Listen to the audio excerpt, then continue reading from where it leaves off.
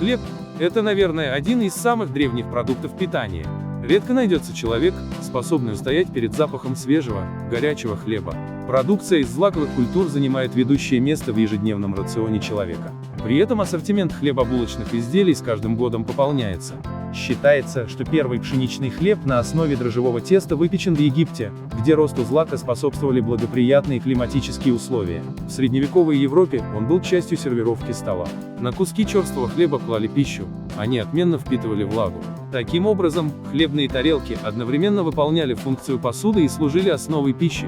С давних времен белый хлеб считался продуктом богатых людей, в то время как бедные слои населения употребляли в пищу серый или черный, ржаной. В середине 20-го столетия данные убеждения кардинально изменились. Теперь считается, что серый и черный сорта хлеба обладают большей питательной ценностью и микроэлементным разнообразием. Самый важный и продолжительный этап в производстве хлебобулочных изделий – это приготовление теста. Этот процесс должен проводиться в строгом соответствии с предусмотренными государственными нормативами и ранее разработанным технологическим планом. Процесс производства хлеба подразумевает следование рецептуре, в состав которой обязательно включены мука, вода, соль, дрожжи. В зависимости от конечной цели, рецептура может дополниться дополнительным сырьем. Готовое тесто должно отстояться для хорошего вызревания дрожжей. Дрожжи поглощают кислород из мелких пузырьков и выделяют углекислый газ в большом количестве. Благодаря ему, тесто растет и делается воздушным. Как только тесто взойдет, его передадут в формовочный цех. В формовочном цеху забродившего теста в приемную воронку делителя и направления его нарезку.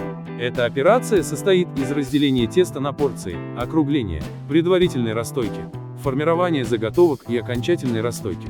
Также на этом этапе заготовки присыпаются мукой, для исключения прилипания к конвейеру.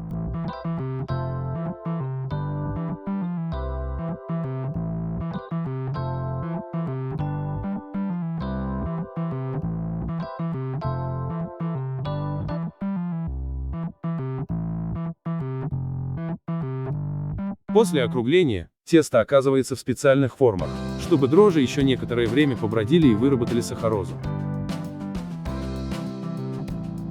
Рулоны для батона формирует специальная машина. Благодаря этому сворачиванию он получается мягким и вкусным.